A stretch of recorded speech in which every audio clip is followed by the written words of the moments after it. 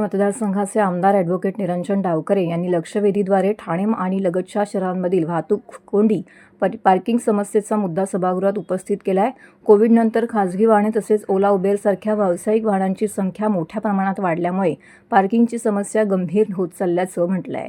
चर्चेदरम्यान आमदार ॲडव्होकेट निरंजन डावखरे यांनी सांगितले की 2025 मध्ये 31,390 वाहनांवरती तर 2026 मध्ये 4,265 वाहनांवरती कारवाई करण्यात आली असली तरी ही केवळ तात्पुरती उपाययोजना असून मूळ समस्या पार्किंगच्या अपुऱ्या सुविधांमुळे निर्माण होत आहे.